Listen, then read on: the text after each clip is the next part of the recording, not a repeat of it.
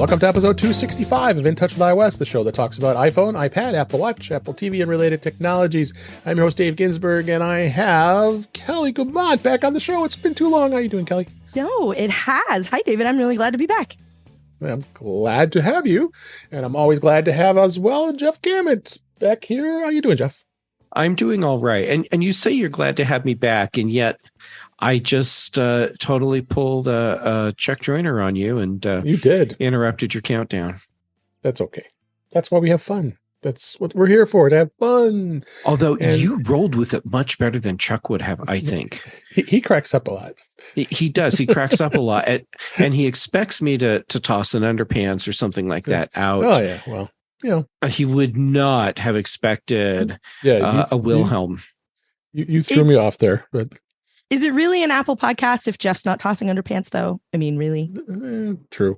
Yeah, it is true. But what's true is we have a show and we have lots of things to talk about. Lots of good news stories this week. Might even talk about Twitter a little bit. I'm sorry, X. And Apple had just announced their quarterly results. It's just hot off the press, not even 2 hours after we are now recording this show. We'll talk about that. Kelly was at the MacAdmins conference. I can't wait to hear about those fun things that happened. And lots of other things to talk about. But let's just, like we always do, dive into stories of this week.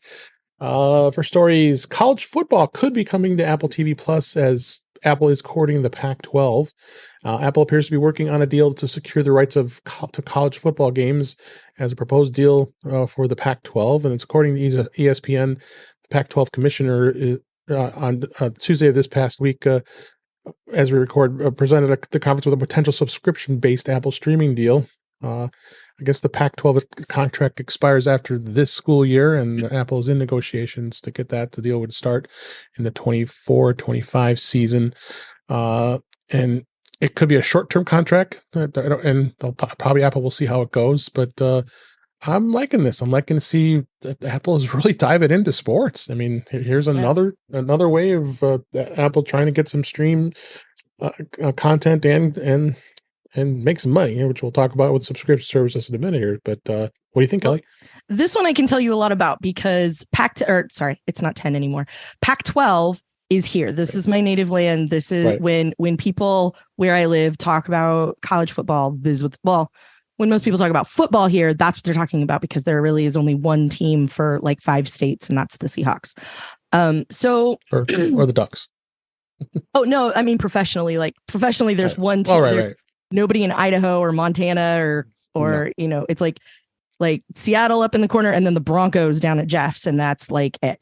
So the interesting thing about this to me is that first of all, it's a whole lot of sports for the Northwest. It's a significant portion of sports, even though that's not necessarily a ton of people and all that kind of stuff. That's a whole separate conversation. But it was interesting to me that this is where they started because I don't know how it breaks down other places, but there's so much like enthusiasm for football and the fans around college football here. It's just massive. Like you can't drive from here to Eugene where Oregon plays football. And sometimes you can't even get to Corvallis, which is between Portland and Eugene. I-5 will be a disaster like that whole day because of all the people huffing down there and huffing back because it's a couple of hours each direction.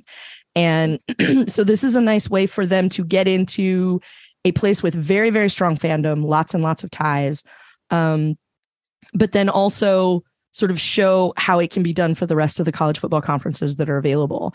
I really like how Apple's jumping into sports because it's a huge market, and football specifically is a huge market. This sort of reminds me of the first step they took for sports being baseball. There was a whole lot of opportunity there to sort of start small and then kind of scale that up as they wanted to. And with soccer as well, with MLS, being able to get into that and then build that into something that's a little more lucrative, a little, getting a little bit more attention. I think they're really being smart about how they're going about live sport in all of this.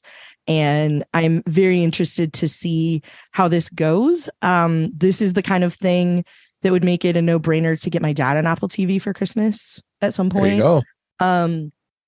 Because I know I literally had to set up an Apple ID for my dad when he read a news story that Apple TV was going to have a Tom Hanks movie, and that was the only way that you could see it. So I had to help him get situated so that he could watch that. So this is the kind of thing that will reel him into the hardware as well. And then I know there's a lot of money in this, and there's been a lot of talk here about what's going to happen with the contracts when the current contracts expire because of streaming, because Amazon Prime does Thursday Night Football, I think it is. Right. That's what it is, right? Yes. I don't follow it very closely, but I know it exists. And with the other sort of streaming options and the alternatives for taking some of this stuff off broadcast television, this is also how you get more people to cut the cord.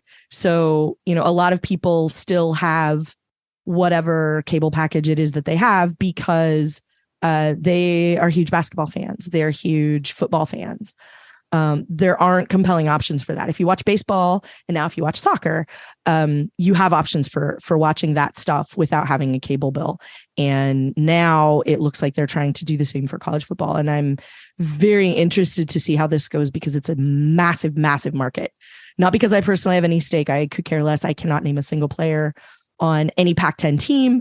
I don't even remember when it went to 12 and I'm still calling it 10. So that tells you how much attention I pay to those. I can probably name all the teams, but I can't tell you really anything else about them.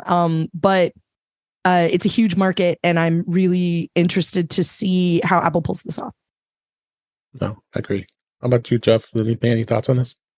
Well, first, Kelly, thank you for saying enough so I could start figuring out what we were talking about. I do appreciate that.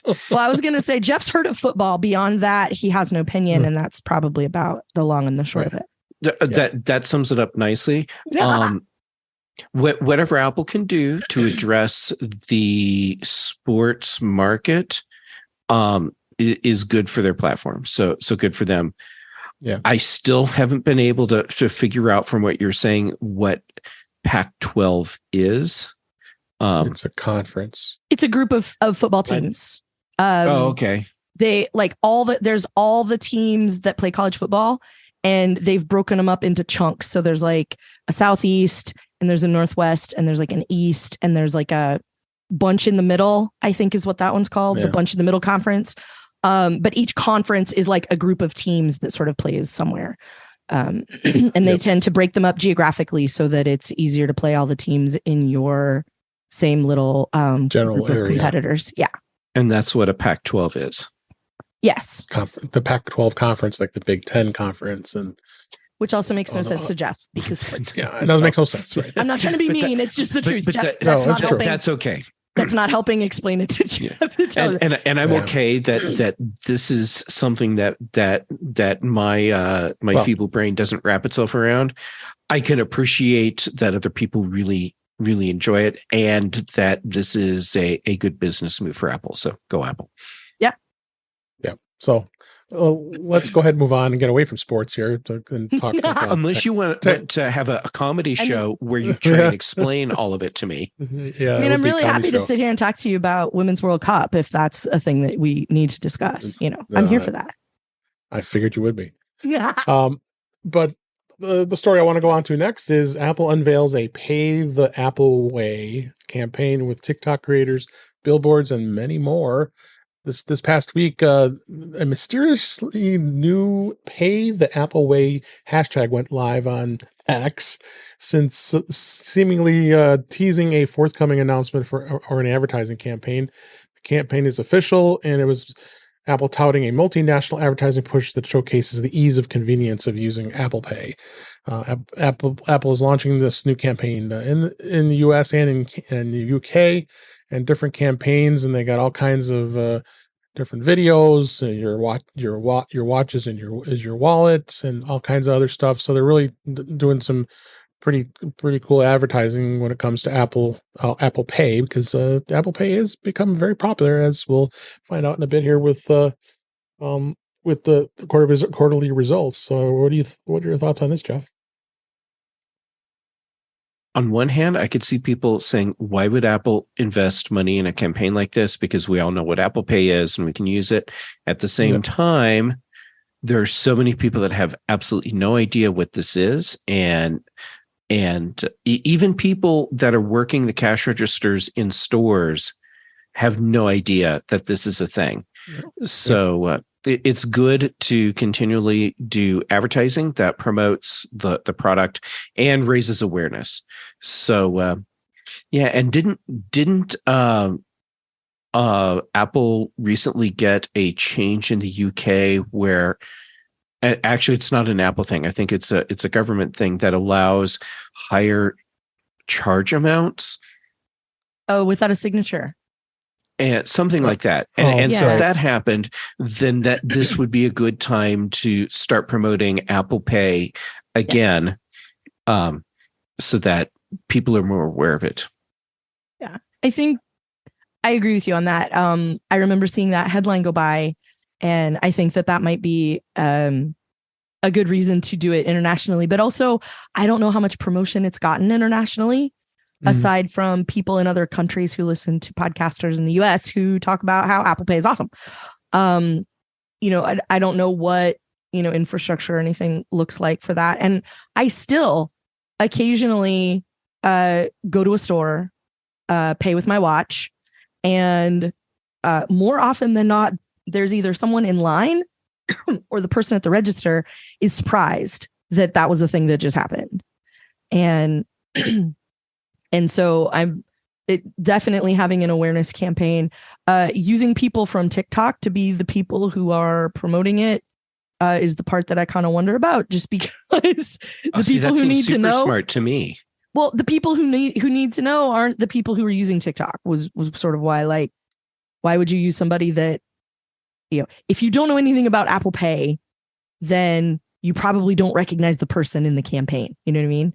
So, you need to get Tom Hanks out there buying stuff with his phone and with his watch to get the demographic that is the least aware of Apple Pay and the most afraid of it. Because the thing I have to explain to people over and over and over who are older than me is you are not carrying around a picture of your credit card on your phone for everyone to see. No, that's not how it works. It's very, very safe. It's very, very secure. Very and not everybody gets that. And the people who tend not to understand that are people who are older than I am. And so just because I used Tom Hanks as an example earlier, he makes a good example here. He would be the person that would get my dad to go, okay, how do I do this thing where I can pay for stuff with my phone? Or other people, that would be the person you would need. Like somebody who is famous because of TikTok telling people in my parents' generation that this is how you should buy stuff is the part that's going to be lost on them. So, Kelly, I'll tell you where the value comes in the TikTok advertising. Yes. So we're talking about a lot of people that are already aware that Apple Pay is a thing. They may or may not understand the security part. Doesn't matter. Ultimately, what does matter is that a lot of these people are not actually using Apple Pay, even though they're aware of it. Getting the influencers that they follow all the time to tell them, hey, I'm doing this, you should too. That's going to be the incentive that gets a lot of these other people to start using Apple Pay. Okay. Yep. Makes sense. Yep. Yeah. That's what TikTok does. So, that's why people eat Tide Pods. Maybe they'll use Apple Pay now. There you go. On that note, that's a good transition. Twitter is finally turning to X on Apple's App Store. X, the social media platform formerly known as Twitter, updated its official app on the Apple's App Store earlier this week, and with the new branding that was announced by our wonderful friend Elon Musk. Instead of "Let's Talk" and Twitter's original tagline "Blaze Your Glory," is a curious subtitle on X's iOS App Store listing, which describes the app as the trusted digital town square for everyone. Okay. So the rebranding process has been going over for the last week. Apple had originally pushed back and said No, we can't. You can't call it one single letter. We don't allow apps to be called that. Right. So, and they should have stuck to that. And they should have stuck to that. They would tell us what they didn't, Kelly. Yeah. Well, that's the part that makes me grumpy. Is these are the rules, and we're going to change them for you. I don't care who the person is. It's immaterial who the person is, who the company is, who's responsible for it. If it were literally anyone else who came in and said, I want it to just be called a single solitary letter, Apple would have told them to go pound sand. And Apple should have told Twitter to go pound sand, because the rules are the rules, and the rules should be the rules for everybody. And, when we've been on here and complained about things not working correctly in the App Store, an app gets rejected for something, an app gets admitted for something, the reason we're upset about it is because the rules have been inappropriately applied. Either somebody got in that shouldn't have, or somebody's being kept out for a reason that actually isn't the case. You know what I mean? So that's the reason that this frustrates me, is because Apple should have stuck to their guns and said, no, you get to be 2 X's, you get to be exclamation point. It has to be 2 characters. It can't be 1. Knock it off, basically. And when Meta decides they want to be M, what's going to happen? And this is stupid. It is breaking App Store search, which is already atrocious and virtually immaterial. Anyway, it's not like you can actually search for most things in the App Store. So having it be named this as well is also really stupid. And that's even before you get to it actually being what used to be Twitter and the guy that runs things now. And, because that's just going to turn into a conversation where I use a bunch of Roy Kent words, and we're not going to do that. So that's a different podcast. So that's the thing about this that I find the most frustrating, is that this is Apple once again being a little tone deaf in what they're doing, aside from all of the stuff that goes along with this being a Twitter story. Like, you have rules, you obviously have them for a reason, and now you're letting somebody willfully break them, and that should not be what's happening. The end. Yep. How about you, Jeff? I'm very baffled why Apple went ahead and waived the 2-character minimum rule for App Store names. Special treatment. And Kelly, you're absolutely right. So what happens when Meta wants to be M, or Amazon wants to be A, or whoever, whatever the app? So QAnon, can they put an app out just called Q? Is that going to be okay? Yeah, I see this as a big problem on multiple levels. Screwing up App Store searches is one of them.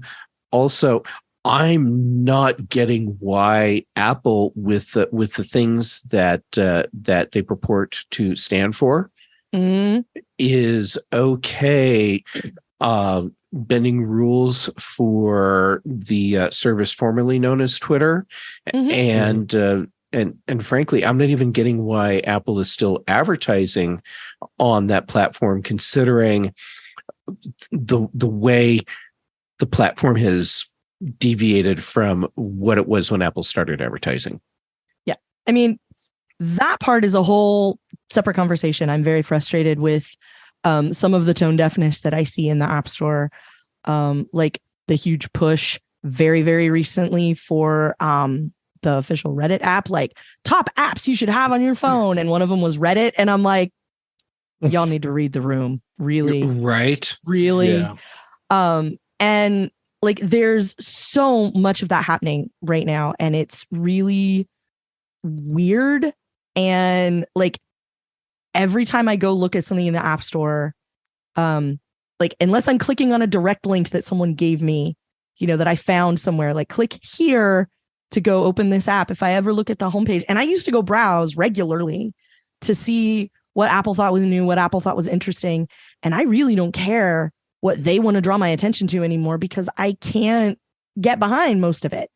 So, I mean, you heard me rant about that here. So Yeah, I don't get how developers. Sorry, I totally started walking on you. That was very uncool. Sorry about that. That's okay. I don't get how at this point any developer will feel like they can work with Apple in good faith as far as how rules apply. Yeah, and because at this point, I now feel like rules for developers are arbitrary. They are. Mm-hmm. Yeah. I'm not happy with this. I'm not happy with this at all. And then like all of that follows on, Jeff, with what you were talking about. Why is Apple still advertising there? It's turned into a very different place than it was a year ago. And, and like, we're going to put a whole episode of a show there where, nobody's at. Like, if they had wanted to be clever about it and draw a bunch of attention, then they could have gone somewhere else. They could have gone to Mastodon. They could have spun up their own Mastodon instance and debuted something there and sent all the nerds off to Mastodon instead, or done it on Blue Sky, or done it on the other one that I can't think of right now. And that everybody says is where you go to find fun things because Mastodon is boring, or whatever it is now. That's the part that I don't get is, given the options you have, why would you continue to have a relationship with this guy? It's not like, we've seen the numbers. It's not like people are paying for stuff through the app, like paying Twitter for anything at all. And if they are, they're certainly not doing it through the app. And so it's not like Apple's getting a taste of any of that. So what does this benefit Apple? That's the part I can't tally up. I can't make that part make sense. Is I don't understand what they're getting from advertising on Twitter. I don't get what they get by rolling out an episode of TV on Twitter. I don't get what they get out of making an exception in this case, even though it's going to be interesting to see if they end up getting it taken down, because apparently he tried to name his last company X and it went badly for a wide variety of legal reasons. So I feel like this is where we're headed with this anyway, and he's going to have to change the name. So I don't know. I think Chaffin's razor applies. Me too. And for those people that don't know what Chaffin's razor is, this is the thing Brian Chaffin came up with, and I thought Chaffin's razor is just a really great thing to call it. If something seems completely crazy to us, then there's a very high likelihood we are missing a key piece of information that would make it all make sense. So I think right now we're missing that key piece of information. Right. Yep.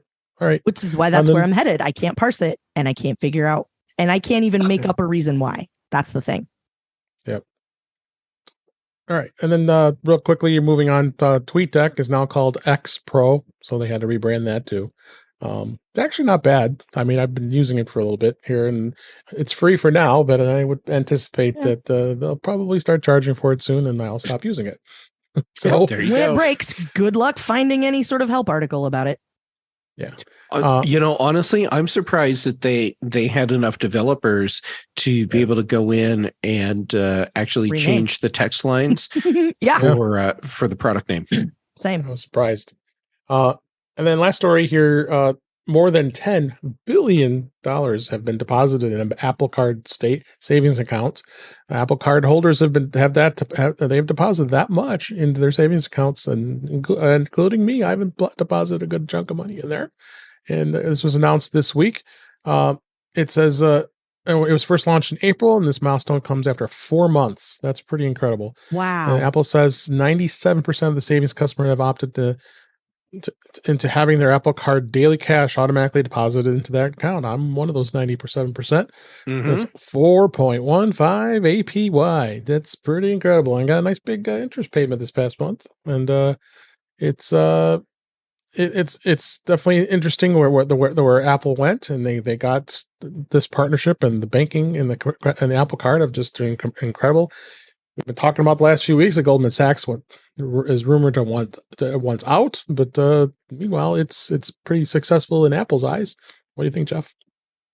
I'm thinking that having an extra $10 billion in assets in Goldman Sachs, that's got to be an incentive to work with Apple. You would think. Just saying. You would think, but especially when you think about how many people that is, right? Because it's only if you have an iPhone and you're in the US. So there's nobody in, theoretically, there's nobody in any other place, just in any other country. So it's only if you have an iPhone and a US address that you can do banking with. So and an Apple card. Right.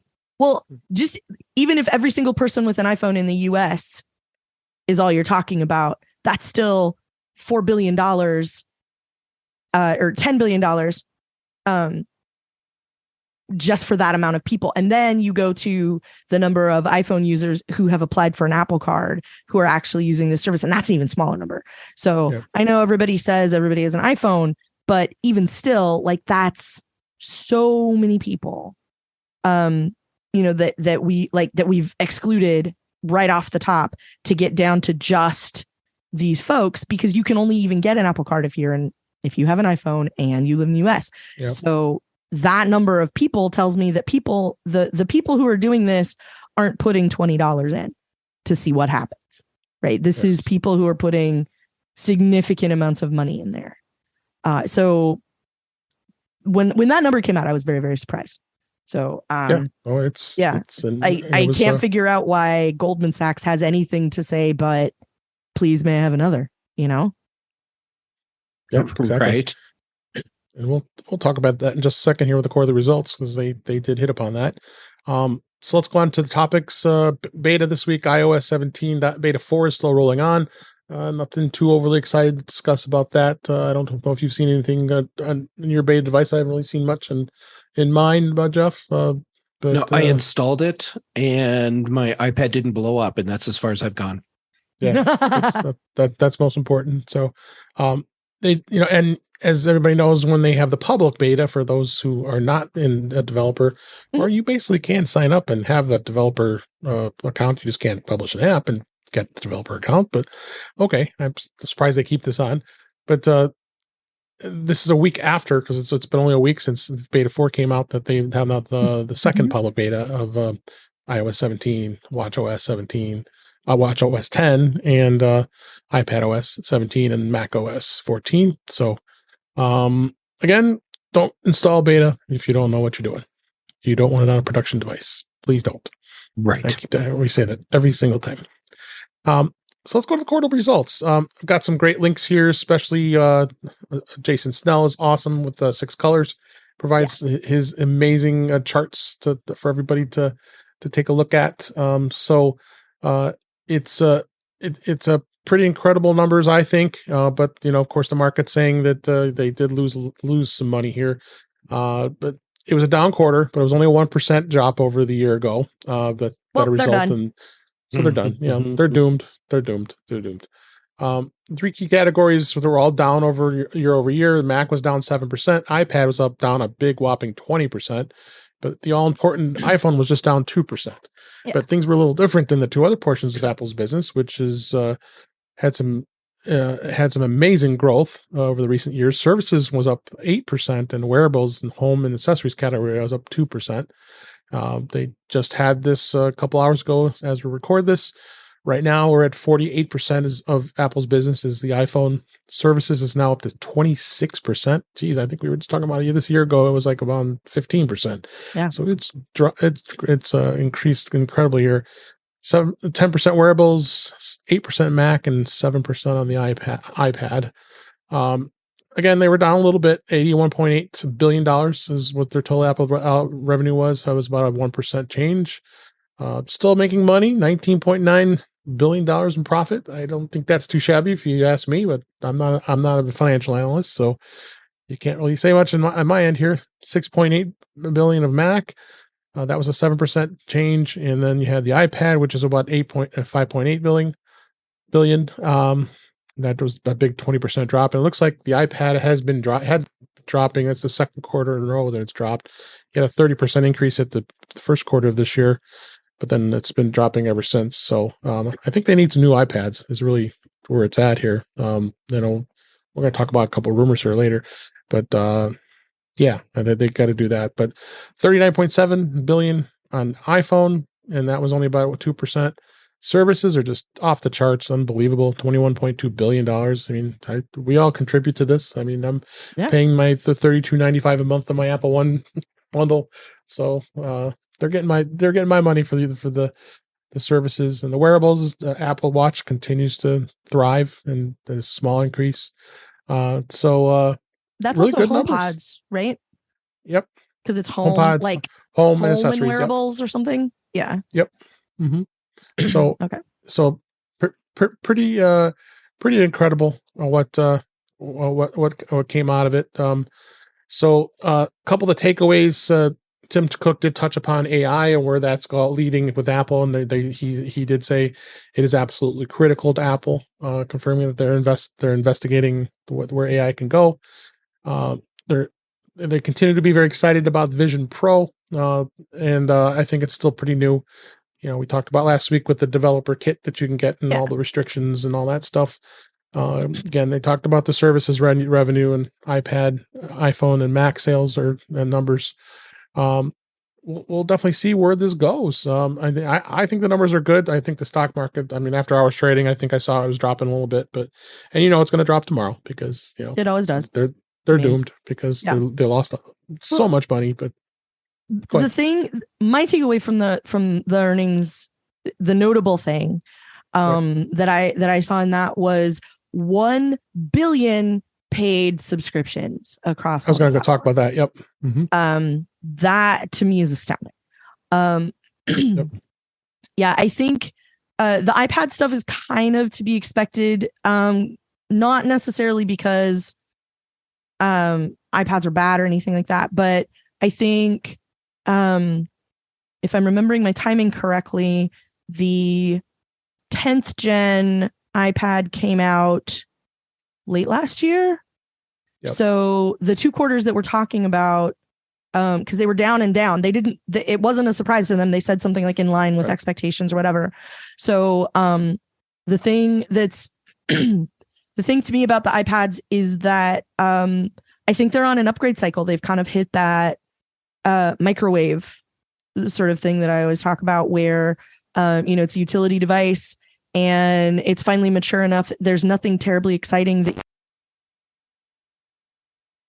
better, but if you bought an iPad Pro a year ago or 2 years ago, it's still a very, very good device for what you wanted to do with it then. It does all of that now, and they haven't added anything dramatic in the last couple of years to any of those, because I have a 2020 M1 iPad Pro, and it stacks up against everything that if I went, experience would be exactly the same. Like, it's basically the same size. It's got the nice, slabby edges and an M1 processor in it, and does all of the things I needed to do and handles all of that like a champ. So there hasn't been a dramatic evolution in the Pro. Anybody who wanted to get an iPad was really excited when the 10th gen came out, because they didn't stop selling the 9. iPad got a 9th gen last Christmas for like $300, and nobody's needed one this year. I mean, that makes a lot of sense. So I think that's probably where that comes from. I'm not surprised. I have a lot of opinions about where the iPad should go, and I don't think Apple's going to listen to any of them. So I don't see that number changing dramatically. It's still so many iPads that they did sell. I mean, it's down, but it's still almost $6 billion, which is a bonkers number. If anything else, there's no other company, if they announced in a quarter that our revenue, whether it's the entire company or one piece of it, was almost $6 billion, that would be a disappointing number. There's no other company where that's sad. Right. What do you think, Jeff? Is there anything that we didn't already cover that you want to hit upon? And And it just really drives home how much of this is an emotional thing for investors. Yeah. When you look at Q2 and Q3 historically, Q3 is either just in line with Q2 for overall revenue or a little bit lower. And that trend is still changing, or staying. Then if you look at year over year revenue changes, Q3, you tend to have more revenue than Q2, and that still holds.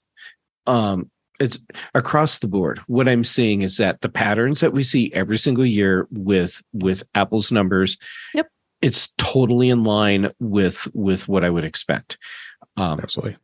And I do like seeing services at 26%, and I'm looking forward to seeing it go higher. This is the part of Apple's business that changes the roller coaster revenue ride, because 100% that stays the same. It's not like you suddenly need to go buy a new TV show every September. Right. You're paying throughout the year. So yeah, there we go. Services are the most profitable out of all of this. Yep. I think, sure. To go back to the top of the show, the MLS subscriptions coming out this year probably help that number. The baseball stuff being free, but probably drawing more people to the platform, probably help that services number. Like maybe now it's worth paying for people. And if you get into that and you're a big enough fan, maybe you want Apple News now so that you can follow all the stuff about your teams. So all of that kind of stuff all fits together. And I remember, Jeff, you and I, on previous podcasts talking about quarterly stuff, and everybody listening to Tim Cook talk confidently about how services are the future. This is the way. And most people writing that off as crazy talk. And, and here we are. Who does this guy think he is? Well, I'll tell you who he thinks he is. He's the guy sitting on top of billions and billions of dollars in revenue because he was the one who said this is the way years and years ago. He's the smoke of technology. Yes. I think that's part of what is most interesting to me about all of this is, having watched all of the bricks get laid down this road and then getting here and people going, oh yeah, well, sure. Okay. Like it made sense all along. And I don't remember that Jeff, that you and I ever thought that, it was crazy talk or anything like that. But, no. I know we would talk about it and go, well, that's really interesting. And that was basically it. Like, I don't know how he thinks that, but there weren't the number of services, available at that point that we have now. So, the offer wasn't quite as appealing as it is today, but it's really interesting to watch. So, yep. Go in the chat here at the youtube.com/intouchwithios. Ben Rathik's out there. Feel better, but Ben, we missed you on the show today. Hi, Ben. He says Apple is doomed. And also this, and he does also, and then he also says that they need some iPads that they don't artificially restrict as not to step on the Mac's toes. And I have a feeling that's kind of where that's coming from his blog post about Mac OS and iPad OS. Well, it's really frustrating. And I've had a couple of frustrating experiences lately with this sort of thing. And so I 100% agree. That's part of where my, I'm probably like, Apple's not going to listen to my opinions about this, but they really need to free the iPad up to do what it can do. And that would be great. Absolutely. What's going on? One of the rumors I wanted to talk about, and I try not to talk about rumors that often, but this one I like because it involves the iPad Mini. Macworld had an article here talking that the 7th gen iPad Mini may arrive this year. The rumor claims that Apple is planning to launch an update to its tiniest tablet. With fall quickly approaching, and then Apple, is going to gear up with more iPhones, Apple Watches, M3 Max, and this is kind of a fitting rumor. It's most questionable who is the leaker, which is Shrimp Apple Pro, saying that potentially there could be a 7th gen. The last release was September of 2021. That was the 6th gen. So it's due, and it seems like it's always a very popular iPad model. And I know, Jeff, you have one. And it's I'd be interesting to see where it goes, because this is, looking at the numbers, Apple needs to do something when it comes to iPad to come up with some new stuff. I have a really hard time with this rumor simply because of where it's coming from, and there's no additional information. That said, I get why a lot of people don't understand why the iPad mini is a thing. I'm not one of those people. It's a fracking awesome form factor for an iPad. So I'd enjoy to see a new iPad mini come out. Maybe give us Face ID on it instead of the little Touch ID. Yeah, the Touch ID. The Touch ID button is cool, though. Touch power button ID. Yeah. The Touch ID power button is cool, but when I'm doing contactless authentication on my other devices, having to change for that one is weird. Yeah. I get that. So it's I have a hard time with this rumor because of how long it was between the 5th gen and 6th gen.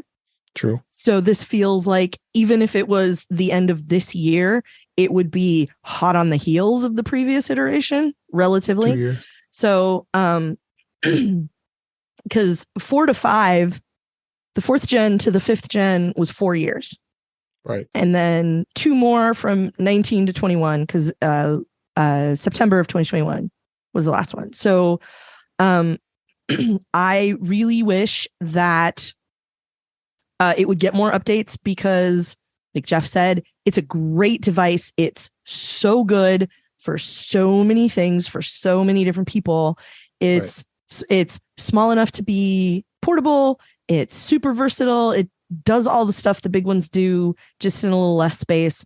And it's one of those things, as part of my iPad complaining, that I really wish Apple would take more seriously, because there are so many people who use it and so many awesome uses for it, both for personal use and professionally. There are loads of places where I've deployed these as part of my job, because they're absolutely 100% the right thing for what we're doing. Yeah. And Ben in the chat saying, I hope so, because I want the current mini at a closeout price. Okay, that's fair. Apple make a new mini so that Ben can get a good deal on an old one. I would like that very much. It works for me. So, Kelly, you were at the MacAdmins conference. I have never been to that conference, and I've always wanted to go to that conference, but it always seems to coincide with MacStock, so that makes it kind of tough. It's a great conference. Yes, and I know, Jeff, you have been in the past. So sounds like you had some good stuff here. I looked at, we got a link in the show notes to their website. They've already got it updated for next year. So it's July 9th through July 12th in 2024. So they're already ready to go. So we got to get Mike Potter to start announcing when MacStock is going to be in 2024 as well. Yeah, he's going to need that. Yeah, we could, because we need you to be there. and it usually he has at the end of July, so we might be safe this next year. So, I don't. A lot of great speakers. Some of these speakers I even know, and I've met in the past at Mac Tech conferences and doing the local Mac Tech in Chicago. So a number of these folks, I think a couple are from Chicago too, and I saw for sure are. So what was your take on the show? You did not speak, right? You were. It was amazing. This is the first time I've attended in an official capacity as an IT person. Gotcha. Well, this is the first time I've attended any conference in that capacity, because there really weren't any for a while after I got my job. And I've attended Mac Tech events and things, so I've also known a lot of these people for a long time. It was super great to see everybody in person. Yeah. Half of the people who were attending were there for the first time. And I thought that was really, really great. It was so nice. It was so nice to see that. There's all manner of talks that are there. Literally anybody can go submit a proposal and have a talk for something. They sort of color code them for the different tracks, like on the schedule, so you can kind of see what you're in for when you go to a talk. So there's talk about security, about deployment, about basic scripting, so that you can automate some of the boring stuff that computers are supposed to be able to do for you anyway. Improving a security stance. The first day is usually a full day workshop. And so I did a workshop on NIST compliance and how you can sort that out with macOS, and how you can make sure that macOS is compliant against NIST guidelines. If you don't know what that is, I don't recommend going and finding out, because it will put you to sleep. And how funny you say that, because my talk was about cloud computing and cloud services. And I do recall I did quote what NIST is because I talked about cloud standards, with SAS and IaaS and PaaS and many of the others. So I had a quote in one of my slides. It's exactly what NIST defines as cloud computing. Yeah. So it's mostly a list of government regulations. And so it's very, very boring and very, very dry. Yeah. That's what I said. It's information security. That's their Bible. Every once in a while, I toy with the idea of like writing a NIST translator to tell people what the compliance stuff actually is in plain English. Like, this means don't have a stupid password. This means you have to full disk encrypt your hard drive. This means, like basic level stuff. But it was terribly interesting. The tools that people were using and being able to find out about it. And the best thing about most any conference, and specifically with MacAdmin, with Penn State MacAdmins, is that people who are talking about this stuff are excited about what they're talking about.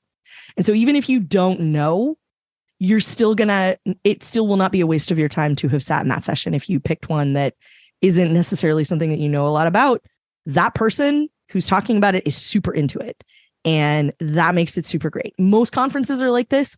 That's one of the things that I really like about Apple conferences that I've done in particular, and things like MacStock, is that the person who's speaking is really passionate about what they're telling you. And that makes it a lot easier to pay attention, because they're not dry, they're not boring. Even if they're not way over the top in what they're presenting, they're still going to be able to present something in a way that's really engaging, because you can tell when somebody's super into it and you can tell when somebody's not. So everyone that I saw was super duper great. If you did not attend, but maybe you saw some stuff that like on the schedule, or you saw some speakers that you really wanted to see, the bulk of the talks are going to end up being on the PSU MacAdmins YouTube channel. So you can still go get some of. So if you really want to know about reimagining macOS patch management, or the one that I like every year, because they did some campfire sessions during the pandemic where everybody just got together online and somebody presented. I did a couple of those, and you can go and watch Robert Hammond tell you about what's coming next in macOS, and he kind of does that talk every year, and it's really nice to see in practical terms what that looks like. One that I will point out, full disclosure, Tom Bridge is the person whose talk I'm going to point out and highlight. He did a talk about macOS updates, and this is the part. Excuse me, I'm still having a hard time talking. This is one. Going forward is how you can manage software updates, what patch management looks like, how all of this stuff is going to work. And his talk is super great. It's really approachable, and you can find out a whole bunch about what's coming down the pike, which is going to be super great. So that part is super duper awesome. So definitely look for that talk. I'm trying to find the exact title of it. We have I have a link in the show notes. I do have a link in the show notes for the YouTube channel as well as the conference itself. So and you'll be able to see all the talks they all had, I mean, like most of them have great titles. One of my favorites that I saw while I was there was from John Welch. Hi, John. Called Be Ye Batman, Not Superman. And the way he presented. Yep, I see it. Fantastic. So if it's on the YouTube channel now, please put a link to that in the show notes because it was super no great. link yet. The slides are there. Okay. Yeah. Because it's mostly a philosophical approach. And that's part of what made it great. So I really enjoyed seeing his talk. I really enjoyed seeing John. I really enjoyed seeing all of those people. It was really nice to be on the way to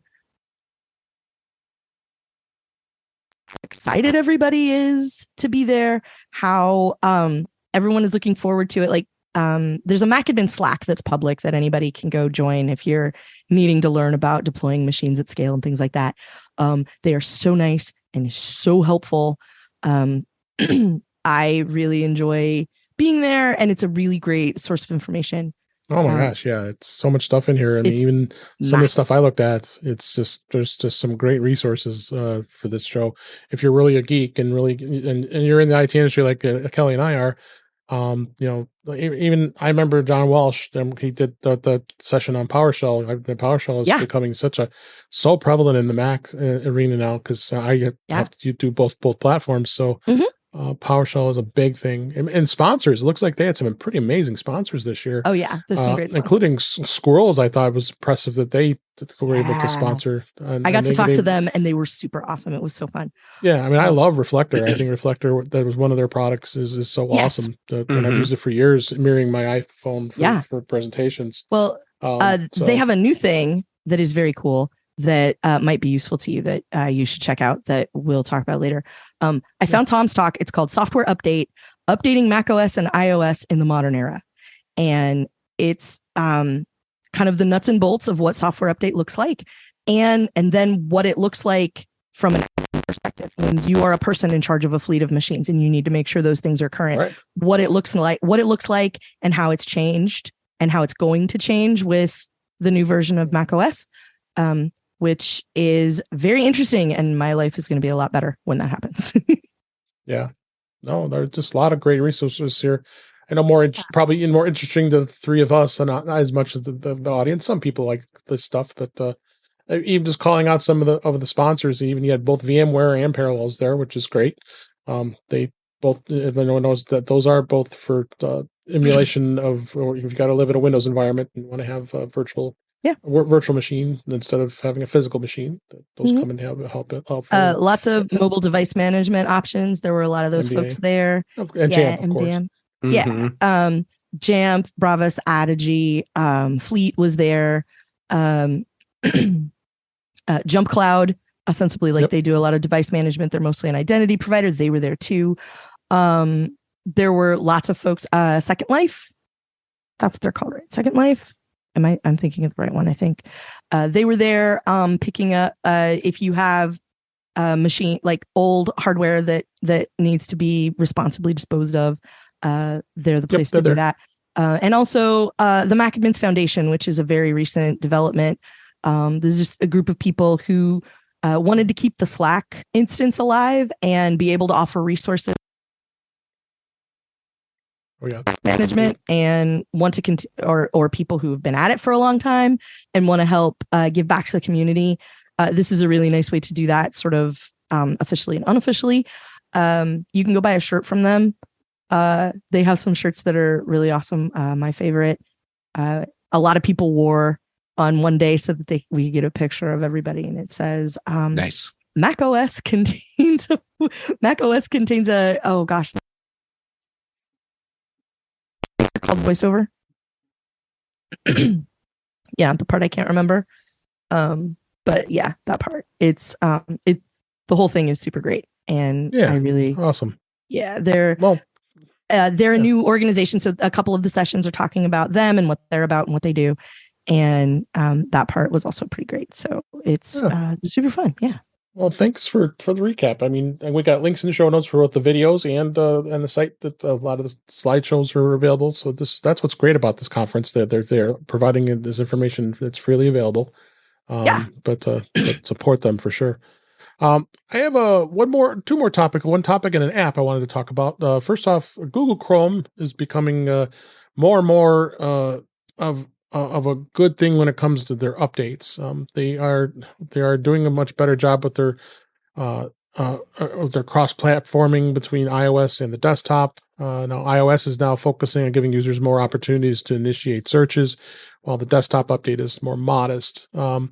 So there was 4 new search-specific features that is in the Chrome update. The address bar is now more content-aware of the web page you're visiting. That means that if it selects the address bar while you're browsing a website, search suggestions will appear under related to this page. This is an iOS. Trending searches will now appear in iOS version of Chrome, similar to what they had in Android. Not that we ever look at Android. So tap the address bar and scroll down to see the suggestions while they appear. When they appear later in 2023. And then finally, iOS for Chrome for iOS is going to have 10 total search suggestions instead of 6. Always more relevant results will appear at the top. And they did some updates to the macOS Chrome browser too. So it's good to see that Google is keeping Chrome relevant and current. I've been kind of an Edge person at work, and I'm a Firefox person at home. So I think we're slowly thinking about migrating away from Chrome. I mean, Chrome's the dominant browser in my work on the Windows side. But Edge is, I think, like you said, Jeff, you use Edge a lot, so yeah, I think Edge is a decent browser on both. I mean, even iOS. I mean, I think Edge browser is pretty good with what the app Microsoft has done. So. Then lastly, there's the last app is I wanted to speak of. I don't know if any of you are familiar with this. Is Arc. Arc came out with a new mobile browser. This is the mobile companion that's part of iOS. It's also available on macOS, and I believe it's on all platforms. This is a pretty compelling new browser that's out there. Like I said, it's available for both iOS and for Mac. I started playing with it on the Mac at first, and then the iOS version came out. So I have a link in the show notes to the iOS version. It's got some screenshots on the iPhone. It's a pretty quick browser. It does give nice focus to what you're trying to look for. I was pretty impressed for what it does. And again, add to that crowded field of browsers that are out there. And, you got Opera, you've got Brave, you've got so many others besides the ones we just talked about. This is something very compelling to see where this browser goes. I don't know if you guys have had a chance to look at this yet, but I would check it out. I have not played with the mobile version. I do have Arc on my Mac, and it's a good browser. Mm-hmm. Yeah, I think it's done. They've done some good things with it, so definitely check it out. Before we go, I still want to mention Macstock. Macstock has ended, but it doesn't end here because you have the option to get the virtual pass. If you go to macstockconferenceandexpo.com, it's out there for sale. Mike Potter, the organizer, is feverishly working on getting those videos edited and getting it up onto the pass. You should have it. In fact, right now it's out of stock. He must be holding back on selling these now. But keep your eyes open on the virtual passes. He's going to have all the replays of all the talks, including mine and Jeff's and Brittany. Brittany just knocked it out of the park with her presentation. Chuck Joyner did a great job with his analogy of how time has changed with the speed of how we do things, comparing an Indy car from when they changed tires in a pit in 1950 versus in 2013. It took over 2.5 or 3 minutes, was it, Jeff? And then the other one was 15 seconds of in and out of a pit. So just going to that comparison, he did a great presentation. Everybody did. Allison Sheridan was great, and Dave Hamilton did a great thing about Synology, and we had an amazingly fun time with the Mac Geek App crew with the caucus. That was so fun. And that was a lot of fun. Jeff was on that panel. That was a ton of fun. So you'll be seeing all kinds of videos on that, and go listen. Actually, go back and listen to Mac Geek App has got their latest episode that was recorded for that session. So it was a ton of fun. We missed you. So much, Kelly. And I can't wait to have you come back out next year. I'm hoping it's gonna it'll all fall into place. But go check it out, and by the time you hear this, hopefully there'll some more passes opening up. I want you to definitely go out there and check that out, because we want to keep MacStack alive and well, because it's such a great community of people in the Mac and Apple community. So I just want to point out real quick before we wrap up, there are some really nasty exploits right now for Chrome. So if you've been ignoring that little red update in the corner because you don't want to restart Chrome, first of all, you can go change the settings to automatic. If you are a person I have heard about who may have a window or two that are just your emotional support tabs, you can quit Chrome, let it update, and when it launches, it will pick everything back up just where you left it.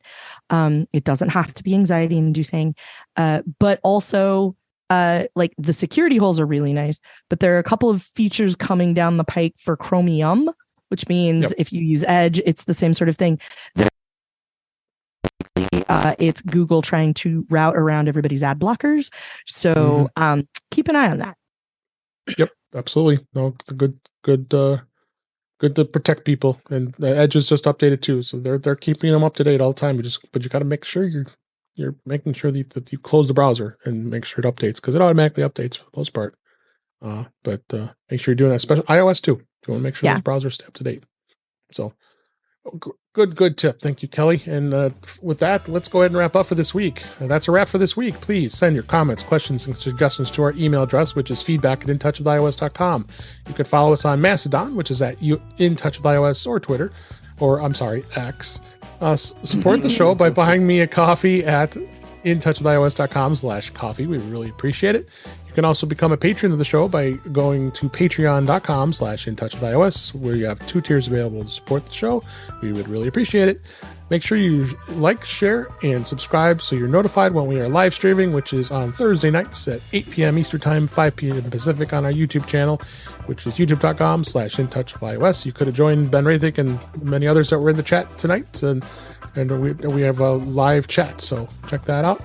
This is where you can watch the current live stream. I always leave that up. You can go back and watch our shenanigans when we're recording a pre-show as well as during the show, as well as you can listen and watch past shows.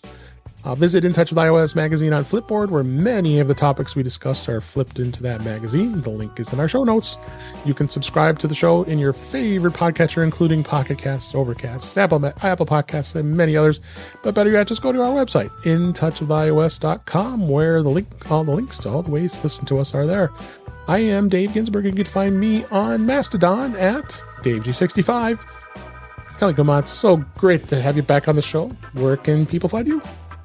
macOS contains a built-in screen reader called VoiceOver. Sorry, I just had to get that in because I knew I was blanking on it, and I know it's right. Anyway, you can buy that shirt from the MacAdmins Foundation.